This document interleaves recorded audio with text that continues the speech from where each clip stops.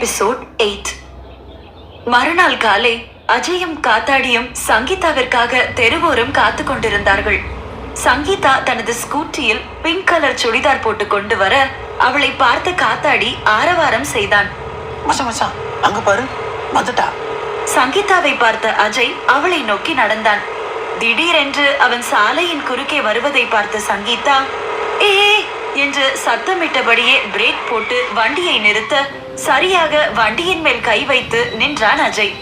அஜயை அருகில் பார்த்ததும் அவன் யார் என்று சங்கீதாவிற்கு புரிந்துவிட்டது. நேற்று வந்து விலை கேட்டவன் தானே என நினைத்தவள் அவனை கண்டு முறைக்க, அஜயோ, என்ன மேடம் சௌக்கியமா? உங்களுக்கு ஆண்டி எவ்வளவு நேரம் தான் வெயிட் பண்றது?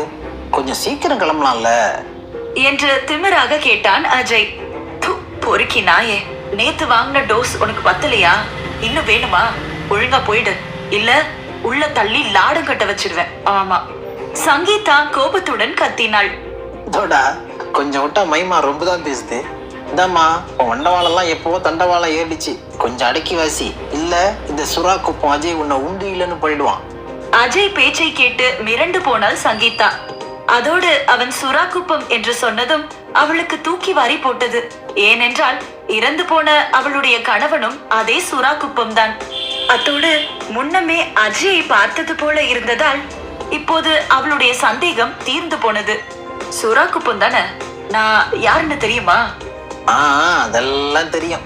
உன் புருஷன் போய் செஞ்சாரு இல்லையா? நீ யாரு, உன் ஜாதகம் என்ன, ஆல் டீடைல்ஸ் ஐ நோ. காத்தாடி வண்டியிடமே நின்று கொண்டு இருவரையும் பார்த்த வண்ணம் இருந்தான். தெரிஞ்சுக்கிட்டே என்கிட்ட நேத்து அப்படி கேட்டியா? உனக்கு எவ்வளவு திமிர் இருக்கணும் ராஸ்கல். ஏன் கேட்டா என்ன தப்பு? சரியான ஆள்கிட்ட தான் கேட்டேன். எங்க நீ எல்லாம் எந்த தப்பும் பண்றதே இல்லைன்னு சொல்லுங்க. நான் என்ன தப்பு பண்ண? எதையாச்சும் உளராத. சங்கீதா பதட்டம் அடைய தொடங்கினாள். அவளை பார்த்து விசித்திரமாக சிரித்தான் அஜய். அப்புறம் நடுராத்திரி போட்ல என்ன வேலை? அஜய் அப்படி கேட்டதுதான் தாமதம். சங்கீதாவின் அடி வயிற்றிலிருந்து சுப்பென்று ஒரு உணர்வு அவள் வாய் வரை வந்தது. ஏ, என்ன சொல்ற? எனக்கு ஒண்ணு புரியல. நீ வேற எதையோ நினைச்சுக்கிட்டு.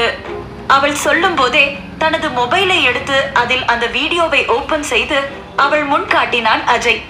அதை பார்த்ததும் சங்கீதாவிற்கு மயக்கமே வருவது போல் இருந்தது.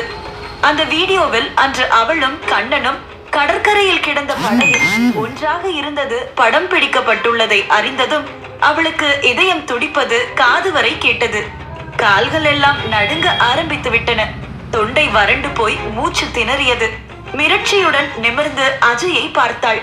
அவன் அதே ஏளன சிரிப்புடன் கேட்டான், படம் எப்படி இருக்கு? சும்மா சீனா எடுத்திருக்கேனா? அதனால சும்மா சொல்லக்கூடாது, நீ சரியான கட்டதான். பாவம், உன் புருஷனுக்கு பெருசா கொடுத்து வைக்கல, அதான் அல்பாயுஸ்ல போயிட்டான். ஆனா இன்னொருத்தான் பூந்து விளையாடுறன. மிகவும் கொச்சையாக பேசினான் அஜய். பயத்தில் உதறி கொண்டிருந்த சங்கீதாவிற்கு கண்ணீர் தாரை தாரையாக கொட்ட தொடங்கியது. அவளுக்கு அடுத்து என்ன பேசுவதென்று தெரியவில்லை. நான் சொல்றத அமைதியா கேட்டு நடந்துக்கணும். இல்லன்னா இந்த வீடியோ உன் சொந்தக்காரங்க கிட்ட எல்லார்கிட்டையும் போய் சேரும். கொஞ்சம் யோசிச்சு பாரு.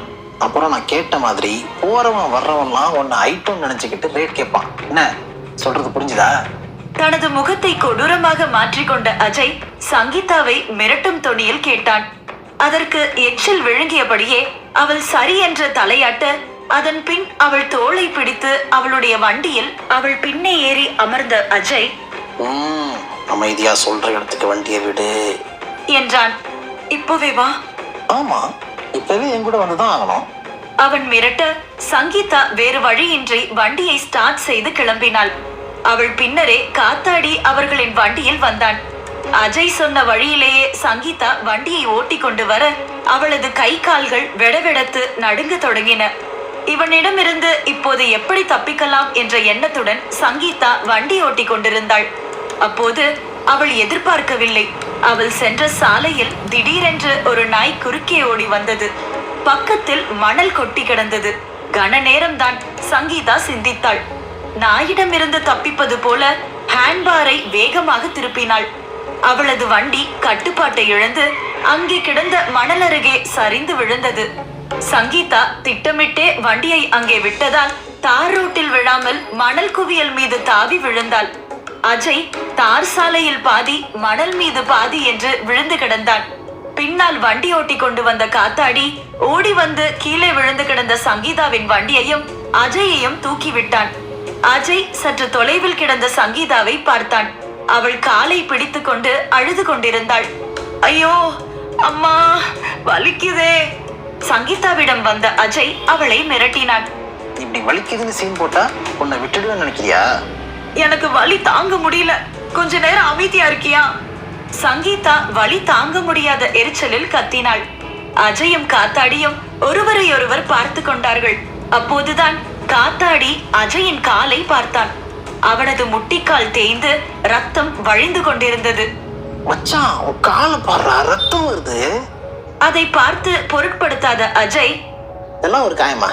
இதை விட பெரிய காயத்தெல்லாம் பார்த்திருக்கோம் என்று காத்தாடியிடம் கூறிவிட்டு சங்கீதாவிடம் குனிந்தான். ஏய், இப்போ நாங்க சொல்ற இடத்துக்கு வர்றியா இல்ல நான் வீடியோவை எல்லாருக்கும் ஃபார்வர்ட் பண்ணட்டா? சங்கீதா தன்னை நிதானித்துக் கொண்டு அஜயை பார்த்தாள். இங்க பாரு, எனக்கு என்னோட மானம் முக்கியம். நீ சொல்றத கேட்டுதான் நான் வண்டியை ஓட்டிக்கிட்டு வந்தேன். நாய் குறுக்க வந்ததுக்கு நான் என்ன செய்வேன்? அது மட்டும் இல்லாம இன்னொரு முக்கியமான விஷயம், நான் வீட்டுக்கு தூரம். என்ன பொய் சொல்லி ஏமாத்த பாக்குறியா? நீ என்ன வீடியோ காட்டி மிரட்டினப்போ என்ன செய்யறதுன்னு தெரியல, இப்போதான் ஞாபகம் வந்துச்சு. என்ன முட்டாளாகலாம் நினைக்கிறேன். அஜய் மிரட்ட சங்கீதா என்ன பதில் சொல்வதென்று தெரியாமல் அழுது கொண்டிருந்தாள். ப்ளீஸ் புரிஞ்சுக்கோ, இன்னைக்கு என்னால முடியாது. சங்கீதா கண்ணை துடைத்துக் கொண்டே கூறினாள். அஜய் யோசித்தபடி நின்றான். அப்போது அஜயிடம் வந்த காத்தாடி, மச்சான் நம்மள ஏமாத்த பாக்குறான் என்று அவனது காதில் கிசுகிசுத்தான். இல்ல காத்தாடி, இவரோட குடுமி நம்ம கையில இருக்குது. பார்த்தா பாவமா வேற இருக்குது. கொஞ்சம் விட்டு பிடிப்போமே. என்ன மச்சான் சொல்ற? இந்த மாதிரி ஆளுங்களை எல்லாம் விட்டுறக்கூடாது. காத்தாடி சங்கீதாவை ஒரு மார்க்கமாக பார்த்தபடி கூறினான். அஜய் காத்தாடியை சற்று தள்ளி அழைத்து வந்தான். இருவரும் அவர்களுக்குள் பேசத் தொடங்கினார்கள். காத்தாடி, நம்ம கையில் இருக்க வீடியோ பொன் முட்டையிடுற வாத்து. காத்து இருந்து பொறுமையா காய் நகர்த்தினா நமக்கு வேணுங்கிறப்ப சங்கீதாவும் கிடப்பா. அவரோட ஆள்கிட்ட இருந்து லம்பா பணத்தையும் கறந்து வாழ்க்கையில செட்டில் ஆயிடலாம். என்ன சொல்ற? காத்தாடி எதுவும் சொல்லாமல் அமைதியாக நின்று கொண்டிருந்தான். பிறகு, உன்னோட இஷ்டம் மச்சான், ஆனா கை வரைக்கும் வந்த கிளியை அனுபவிக்காம மிஸ் பண்றவன் தான் எனக்கு கவலையா இருக்கு என்று வருந்தினான். எப்படி இன்னும் 3-4 நாள் தானே, பாத்துக்கலாம் விடு. அஜய் காத்தாடியிடம் சொல்லிவிட்டு சங்கீதாவிடம் வந்தான். அவள் தன் உடலில் ஒட்டியிருந்த மணலை துடைத்துவிட்டு தன் வண்டியிடம் நின்று கொண்டிருந்தாள். அவள் கண்களில் கண்ணீர் மட்டும் நின்ற பாடில்லை. இங்க பாரு, உனக்கு இது மட்டும்தான் சான்ஸ்.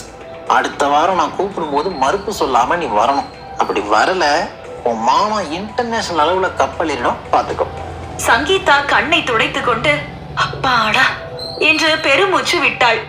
சங்கீதாவிடம் அவளது மொபைல் நம்பரை வாங்கி கொண்ட அஜய் அவனது நம்பரையும் அவளிடம் கொடுத்தான். நான் எப்போ கால் பண்ணாலும் நீ அட்டன் பண்ணும். அவாய்ட் பண்ணாலோ இல்ல சுவிட்ச் ஆஃப் பண்ணாலோ என் வேலையை நான் காட்டிடுவேன், பாத்துக்க. அப்புறம் இன்னொரு முக்கியமான விஷயம், இந்த விஷயம் நமக்குள்ள மட்டும்தான் இருக்கணும். உன்னோட பாய் ஃப்ரெண்டு கூட தெரியக்கூடாது. தெரிஞ்சிச்சு அவ்வளவுதான்.